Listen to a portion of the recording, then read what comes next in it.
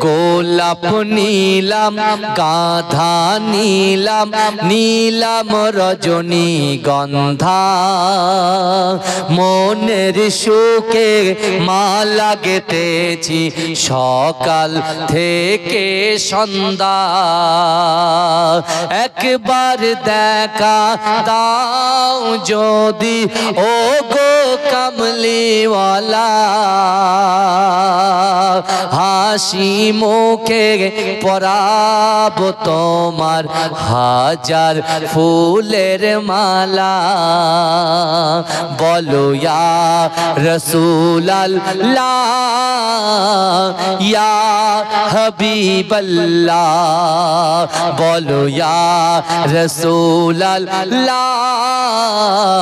ইয়া হাবিবাল্লাহ সাদা ফুলকে প্রশ্ন করি রংটি কোথায় পেলে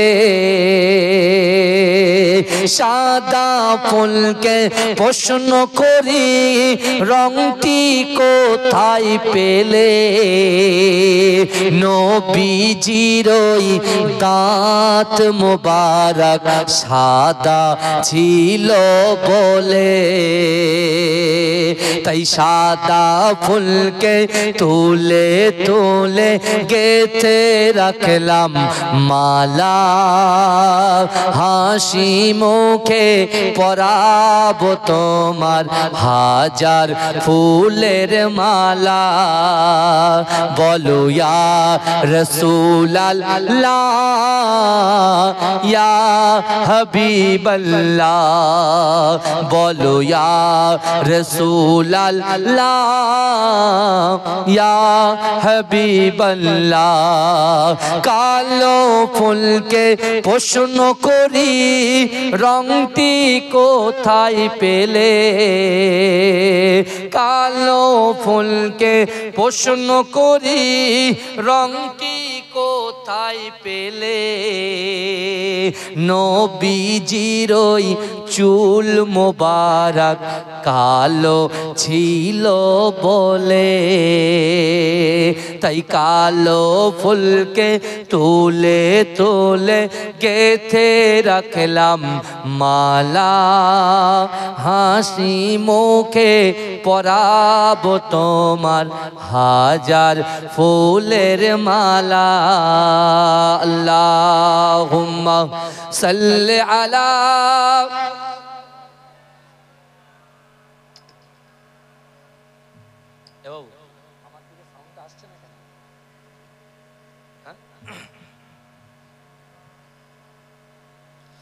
সকলে বলুন সাল্লাল্লাহু আলাইহি ওয়াসাল্লাম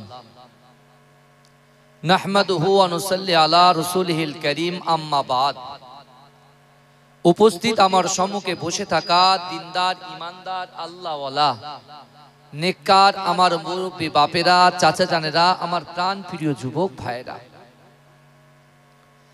পদ্মার অঞ্চলে ধার্মিকা পর্দা নশিনা আমার আম্মা জান ও বোনেরা মহাসম্মানিত এই গ্রামের যোগ্য ইমাম সাহেব মুয়াজ্জিন সাহেব তালিবুল ইলম ভাইরা কমিটি সাহেবান গণেরা আল্লাহ পাক রব্বুল আলামিনের দরবারে লাখ কোটি শুকরিয়া জ্ঞাপন করি যে আল্লাহ পাক রব্বুল আলামিন আজিকার দিনেতে আমাদের মতো গুনাহগার খাতাকার সিয়াকার নাচিস বান্দা বান্দিগুলোকে কিছু সময় এই জান্নাতের বাগানে কোরআন হাদিস ইজমা কিয়াসের কিছু আলোচনা শোনার তৌফিক ইনায়েত করে দিয়েছেন সকলে উচ্চ আওয়াজে বলুন আলহামদুলিল্লাহ একটু মহব্বতের সঙ্গে বলুন আলহামদুলিল্লাহ তারপর পরই শান্তির দূত সাম্যবাদের সদাচারী যে বিশ্বনবী মুস্তাফা জানে রহমত লক্ষ লক্ষ যুবকদের মাঝখানে একটা যুবকের মাথায় আমার রাসূল যদি হাত বুলিয়ে দিতেন ওই লক্ষ লক্ষ যুবকদের ভিতর থেকে ওই যে যুবকের মাথায় রাসূল হাত বুলিয়ে দিল ওই যুবকের মাথা থেকে মিশকে আম্বারের খুশবু বার হতো জোরে বলেন আর ওই যুবকটা যে রাস্তা দিয়ে হেঁটে হেঁটে যেত পিছন থেকে তার জায়গায় পৌঁছানো পৌঁছানোর জন্য তার ওই মেশকে আম্বারের রাসূলুল্লাহ ছোঁয়ায় যে খুশবু, ওই খুশবু শুকতে শুকতে তার কাছ পর্যন্ত মানুষ পৌঁছে যেত। জোরে বলুন। এবং 10 লক্ষ মানুষের ভিতরে যদি ওই যুবকটা হারিয়ে যেত, তাকে খুঁজতে 2 মিনিটও সময় লাগতো না। জোরে বলবেন না সুবহানাল্লাহ। সেই হায়াতুন নবী, নূর নবী, মুফাক্কারে মওজুদা, ইমামুল আম্বিয়া, খাতামান নবিয়িন, হাবিবে লবিবে তাবিব জনাবে মুহাম্মদুর রাসূলুল্লাহ, সকলে বলুন সাল্লাল্লাহু আলাইহি ওয়াসাল্লামের রওজা মুবারাকে, মাজার মুবারাকে কোটি কোটি দরুদ ও সালাম। সকলে বলুন সাল্লাল্লাহু আলাইহি ওয়াসাল্লাম। আমার বাবাজিরা ভাইরা, আজকে আমরা এত সুন্দর একটা মাহফিলের ভিতরে ঢুকেছি। বিশ্বাস করেন আমার আল্লাহ পাক রব্বুল আলামিন তার বান্দা এবং বান্দিকে আজকের দিনে যারা পিস অফ প্যারাডাইস এই জান্নাতের বাগানের ভিতরে এসে বসেছেন, বিশ্বাস করুন এই যুবকেরা যারা এতক্ষণ ধরে এই জান্নাতের বাগানের ভিতরে বসে আছেন, আপনারা ভালো করে রিয়েলাইজ করুন আল্লাহ পাক আমাকে আপনাকে আমাদিগকে আজকের দিনে কবুল করেছেন, ভালোবেসেছেন, প্যার করেছেন। তাই আল্লাহ দুনিয়ার কোনো কাজে না আমাদেরকে নিয়োজিত করে এই জান্নাতের বাগান পর্যন্ত আল্লাহ আমাকে আপনাকে পৌঁছে দিয়েছে। জোরে বলুন না সুবহানাল্লাহ। এই জোরে বলবেন না। শুধু আল্লাহ পৌঁছে দেননি, আল্লাহ ভালোবেসে বলছে বান্দা তুই যদি জান্নাতের বাইরে ঘুরে বেড়াস কিছুই পাবি না, কিন্তু তোরা যারা জান্নাতের বাগানের ভিতরে এসেছিস, আমি আল্লাহ যে কোরআন আজ থেকে 1500 বছর আগে আমার রাসূলুল্লাহর উপরে আমি আল্লাহ নাজিল করেছি, ওই কোরআনে 6666টা আয়াত আছে, 114টা সূরা আছে। হে যুবকেরা বিশ্বাস করো, ওই যে কটা কোরআনের আয়াত আজিকার দিনে তেলাওয়াত করা হবে, আলিফ হরফুন বা হরফুন তা হরফুন, প্রত্যেকটা হরফে হরফে আমি আল্লাহ তোদের আমল নামায় 10টা করে নেকি লিপিবদ্ধ করে দেব। জোরে বলা যাবে? আমার ভাইজানেরা, হে নবী পাকের উম্মত উম্মতিরা, হে নবী দেবানারা, আমার আল্লাহ পাক রব্বুল আলামিন বান্দাকে কত মহব্বত করে, বান্দাকে কত ভালোবাসে। হে যুবকেরা, আমার আল্লাহ কখনো চান না তার বান্দা জাহান্নামে চলে যাক। হে যুবকেরা, হে নবী পাকের উম্মত উম্মতিরা, আমার আল্লাহ পাক রব্বুল আলামিন বান্দাকে বলছে বান্দা তোমরা যারা জান্নাতের বাগানের ভিতরে ঢুকে গেছো, আমি আল্লাহ তোমাদের কে জানিয়ে দিলাম বান্দা, না না না, তোমরা পিছনে অনেক গুনাহ করেছো। কারুর জেনা হয়ে গেছে, কারুর শরাব খাওয়া হয়ে গেছে, কারুর এমন করে সুদ খাওয়া হয়ে গেছে। না না না, ও বান্দা গালাত গালাত পিকচার, গালাত গালাত ভিডিও দেখা হয়ে গেছে। এমন করে তোমরা যত গুনাহ করেছো, ও বান্দা আমি আল্লাহ তোমাদেরকে জানিয়ে দিলাম, আমি আল্লাহর কাছে তোমরা যদি তওবা করতে পারো, আমি আল্লাহর কাছে তোমরা যদি ক্ষমা চাইতে পারো, ও বান্দা আমার দয়ার নবী মুস্তাফা যে কোরআনটাকে বন্টন করেছে, ওই কোরআনের মধ্যে আমি আল্লাহ পাক রব্বুল আলামিন পরিষ্কারভাবে জানিয়ে দিয়েছি, ইয়া আইয়ুহাল্লাযীনা আমানু তুবু ইলাল্লাহি তাওবাতান নাসুহা। হে বান্দা তোমরা যদি তওবার মতো তওবা করতে পারো, আমি আল্লাহ পাক তোমাদের পিছনের গুনাহগুলোকে ক্ষমা করে দেব। জোরে বলবেন না? এখন গুনার বোঝা মাথায় নিয়ে আমরা বসেছি বাপ। এখন এখান থেকে আমরা যারা যাব, আমরা নিষ্পাপ হয়ে যাব, অর্থাৎ এই নিয়ত করে এসে বসতে হবে। আমি যদি এখানে মনে করি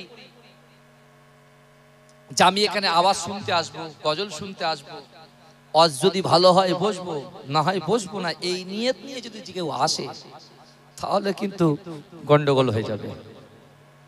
আর যদি আপনারা কার আওয়াজ কি আছে না আছে কিছু ব্যাপার নেই, পীর সাহেব হুজুর রচ করেছেন, আমার পর আর একজন পীর সাহেব ভাই আসবেন, আর তার মাঝখানে মুজাদ্দেদ জামান দাদা হুজুর পীর কেবলার খলিফার আওলাদ, ফুরফুরা ফাতিয়া টাইটেল মাদ্রাসার প্রথম সুপারিনটেন্ডেন্ট, একটানা 18 বছর যিনি বুখারী মুসলিম পড়িয়েছেন। জোরে বলুন। আমার পরদাদা হুজুর তার আওলাদ, আমি আপনাদের কাছে এসেছি। এই মুজাদ্দেদ জামান দাদা হুজুর পীর কেবলার 30,000 খলিফা ছিল। ক হাজার? 30,000। এই 30,000 খলিফার ভিতরে তৃতীয় নম্বর খলিফা ছিলেন মাঝরাইট হুজুর পীর কেবলার আব্বাজান, অর্থাৎ আমার দাদা ভাই, আমার দাদা ভাইয়ের আব্বাজান, আমার পরদাদু আহমদ আলী হামিদ জালালি রহমাতুল্লাহ আলাইহি জোরে বলেন। কিন্তু বাবাজি আল্লাহর রাসূল বলছেন, এ আমার সাহাবারা আমি রাসূলুল্লাহ তোমাদেরকে জানিয়ে দিলাম ইন্নামাল আমালু বিল খাওয়াতির, প্রত্যেকটা জিনিস নিয়তের উপরে নির্ভরশীল। কিসের উপরে নির্ভরশীল? নিয়তের উপরে নির্ভরশীল। আর আমি আল্লাহ তোমাদেরকে, আমি রাসূলুল্লাহ তোমাদেরকে জানিয়ে দিলাম যে যার ভিতরে তিনটে আমল থাকবে। কটা আমল? তিনটে আমল। যার ভিতরে আমার আনেওয়ালা উম্মত উম্মতিকে তোমরা জানিয়ে দিও, সে নারী হোক, পুরুষ হোক, যুবক হোক, মুরব্বী হোক, যেই হোক না কেন, এই তিনটে আমল যদি থাকে, আমি রসুল বলছি আমার ওই উম্মত উম্মতানিগুলো, আমার নারী এবং পুরুষ উম্মত উম্মতিগুলো যদি তারা অক্ষরে অক্ষরে পঙ্খানুপঙ্খভাবে আমল করে, আমি রাসূলুল্লাহ বলে গেলাম, আমি জবান দিয়ে যে কথা বলি আসমানের উপরে আল্লাহ কথাটাকে কবুল করে নেয়। অর্থাৎ তারা তিনটে আমল করার জন্য আমার উম্মতের যেসব জিনিসগুলো তার দ্বারাই করা অসম্ভব, সেই অসম্ভব জিনিসগুলোকে আল্লাহ সম্ভব করে দেবে। এই জন্য বলবেন না, আমাদের কত সমস্যা আছে বাবাজি, কত সমস্যা আছে এই গ্রামে বলেন, নিজের অন্তরে বলেন, কত সমস্যা আছে, পরিবারে বলেন সমস্যা আছে। কি সমস্যা? প্রথম সমস্যা আমাদের অর্থনৈতিক সমস্যা, টাকা পয়সার সমস্যা, বুঝতে পারছেন না? আবার কি সমস্যা? পারিবারিক সমস্যা, ফ্যামিলি ম্যাটার। তৃতীয় নম্বর শারীরিক সমস্যা, শরীর দুর্বল, মাথা ঘুরছে, কাজে মন চাইছে না, মনে কিছু ভালো লাগছে না, কিছুই ভালো লাগে না, মন উদাস হয়ে ঘুরে বেড়াচ্ছে। ভালো করে বুঝবেন, আল্লাহ রাসূল আমাদের নবী, যিনি তার 63টা বছর জিন্দেগিতে আমাদের মতো গুনাহগার উম্মত উম্মতের কথা একটা সেকেন্ডের জন্য ভুললেন না। সেই মুস্তাফা জানে রহমত 1500 বছর আগে এর মেডিসিন দিয়ে গেছে। জোরে বলুন, এই জোরে বলবেন না আমার ভাই জানেরা, এ নবী পাকের উম্মত উম্মতিরা, এ নবী দেবানারা, একটু ভালো করে বোঝার চেষ্টা করেন। এই দুনিয়া জমিনে আমরা কেউ বাঁচবো না, সকলের কিন্তু কবরে চলে যেতে হবে। এ যুবকেরা, আমরা যখন কবরে চলে যাব, কিয়ামতের ময়দানে আমাদের দাঁড়াতে হবে। প্রত্যেকটা বিষয়ের হিসাবগুলো আল্লাহ আমাদের কাছ থেকে নেবে। এ যুবকেরা, আপনি যদি দোকানদার হন, আপনি যদি ব্যবসাদার হন, আপনি যদি চাষাবাদ করেন, আপনি যদি মাস্টার হন, আপনি যদি ডক্টর হন, আপনি যদি এমন করে চাওয়ালা হন, এ যুবকেরা, প্রত্যেকটা হিসাব কিন্তু আল্লাহর দরবারে দেওয়া লাগবে। কথা ঠিক না বল?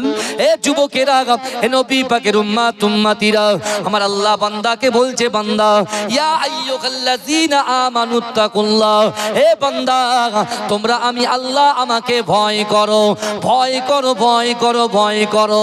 এ যুবকেরা, এ নবী পাকের উম্মত উম্মতিরা, এ নবী দিবানারা, আমাদেরকে ভয় করতে হবে আর নিয়ত করতে হবে। নিয়তের সাথে সাথে আমাদেরকে বেশি বেশি করে আমল করতে হবে। যদি আপনি আমল করতে পারেন, আল্লাহ রাসূল বলছে, যদি কোনো ব্যক্তি আমি রাসূলুল্লাহর পাশে কিয়ামতের মাঠে দাঁড়াতে চায়, আমি রাসূলুল্লাহ জানিয়ে দিলাম, আওয়ালান নাস ইয়াবি ইয়াউমাল কিয়ামাতি আকসারিহুম আলাইকা সালাতাল, যে আমার উম্মত আমি রাসূলুল্লাহর মুহাব্বতে, রাসূলুল্লাহর ভালোবাসায় বেশি বেশি বেশি বেশি করে দরুদ পড়বে, কাল কিয়ামতের মাঠেতে আমি রাসূলুল্লাহ আমার পাশে ওই বান্দাটাকে, ওই উম্মতটাকে আমার আল্লাহ দাঁড় করিয়ে দেবে। এজন্য বলেন না সুবহানাল্লাহ। আল্লাহ রাসূল বলছে নিয়ত করতে হবে, আমল করতে হবে, তাই তো নাকি গো? কথা বলেন। আর কি করতে হবে? আল্লাহকে ভয় করতে হবে। আল্লাহর ভয় কাকে বলে বাবাজি? আমাদের সকলের উপরে যারা 12 বছরের ঊর্ধ্বে, সকলের কিন্তু নামাজ ফরজ হয়ে গেছে। কথা ঠিক না ভুল? আর যেদিন থেকে আমাদের নামাজ ফরজ হয়েছে, সেদিন থেকে আজ পর্যন্ত আমরা যে সময়টুকু পেয়েছি, যে হায়াত আমরা পেয়েছি, আমাদের কিন্তু অলরেডি গুনাহ লেখা শুরু হয়ে গেছে। এবার আপনি একটু রিয়েলাইজ করে দেখুন যে আমরা কত গুনাহ করছি।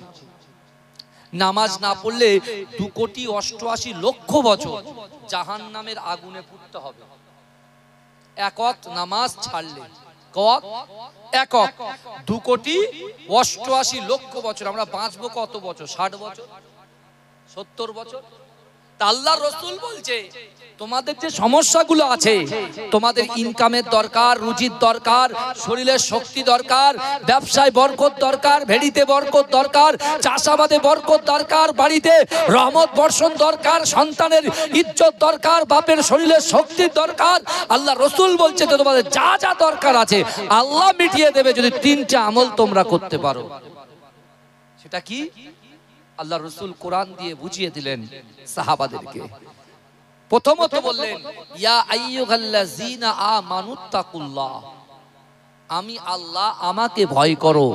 1 নম্বর আমল রাসূল বলে দিলেন, দুনিয়ায় যে প্রান্তে থাকো, যে জায়গায় থাকো, যে বাড়িতে থাকো, যে সাব ডিভিশনে থাকো, যে জেলায় থাকো, যে রাজ্যে থাকো, সেই জায়গায় গিয়ে তুমি কিন্তু ভয়টা করো, আমি আল্লাহর ভয় করো।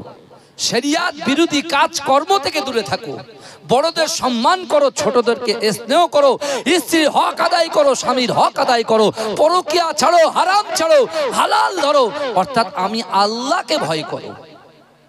তাহলে আল্লাহকে ভয় করতে হবে। ভয় কেমন ভয়? কেমন ভয়? কারণ আমরা কিন্তু এই পৃথিবীতে কিছু সময়ের জন্য আছি। কথা ঠিক না ভুল বাবাজি? কিছু সময়ের জন্য আছি। আপনি দেখুন না, কিছুদিন আগে আমার ড্রাইভার সাহেব 7 বছর ছিল, 39 বছর বয়সে ইন্তেকাল করেছে। আজকে 5 দিন হচ্ছে। আমার সাথে 7 বছর ছিল। কি বুঝলেন?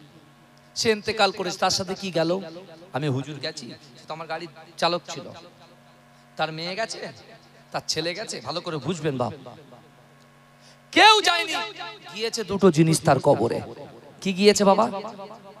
ঈমান গিয়েছে, সে কলেমা পড়েছে লা ইলাহা ইল্লাল্লাহ মুহাম্মাদুর রাসূলুল্লাহ। আর দ্বিতীয়, ও যে আমলটা করেছে, আমলটা কি? নামাজ একটা আমল, কোরআন তেলাওয়াত একটা আমল, দান করা একটা আমল, বড়দের সম্মান করাটাও একটা আমল, খাবার আগে হাত ধোয়া, খাবার পরে হাত ধোয়া এটাও একটা আমল, পিতামাতার খিদমত করা এটাও একটা আমল। কথা বলেন না? ওজন ঠিকঠাক করে করে দিয়ে মানুষকে মাল দেওয়া এটা একটা আমল, ইত্যাদি ইত্যাদি। এখন কথা হলো আল্লাহ পাক রব্বুল আলামিন কিয়ামতের মাঠেতে আমাদের হিসাব, সেই কিয়ামতকে ভয় করতে হবে। কি ভয় করতে হবে? আল্লাহ কোরআনে বলছে বান্দা ওয়ালিমান খাফা মাকাম রাব্বিহি জান্নাতান। শুনছেন আমার কথা বাবাজি? কারোর অসুবিধা হচ্ছে না তো? তাকবীর দেন তো, নারে তাকবীর। আইটি জোরে দেন নারে তাকবীর। মাসলাকে মুজাদ্দিদ জামান, মাসলাকে মুজাদ্দিদ জামান। শিশির ভেজা রাতের শেষে ডাকে ভোরের পাখি গে, পূব আকাশে সূর্য ঘেঁষে করে ঝিকিমিকি, বুলবুলিরা মধুর সুরে দরুদ পড়ে গে, বুলবুলিরা মধুর সুরে দরুদ পড়ে গে। বিশ্ব নবী এলো আজি মা আমিনার কোলে, বিশ্ব নবী এলো আজি মা আমিনার কোলে। রাতের আধার ঘুচে গেল, ফজর হলো যখন, আমার নবী দুনিয়াতে এসেছিল তখন। রাতের আধার ঘুচে গেল, ফজর হলো যখন, আমার নবী দুনিয়াতে এসেছিল তখন। বুলবুলিরা মধুর সুরে দরুদ পড়ে গে, বুলবুলিরা মধুর সুরে দরুদ পড়ে গে। বিশ্ব নবী এলো আজি মা আমিনার কোলে, বিশ্ব নবী এলো আজি মা আমিনার কোলে। ভোরের আলো উদয় হলো, এলো যে রাসূল, ফারিস্তারা হুরবালারা খুশিতে মশগুল। ভোরের আলো উদয় হলো, এলো যে রাসূল, ফারিস্তারা হুরবালারা খুশিতে মশগুল। বুলবুলিরা মধুর সুরে দরুদ পড়ে গে, বুলবুলিরা মধুর সুরে দরুদ পড়ে গে। বিশ্ব নবী এলো আজি মা আমিনার কোলে, বিশ্ব নবী এলো আজি মা আমিনার কোলে। আল্লাহুম্মা সাল্লি আলা, জোরে জোরে, খুব সুন্দর হচ্ছে, জোরে জোরে পড়েন বাবাজি।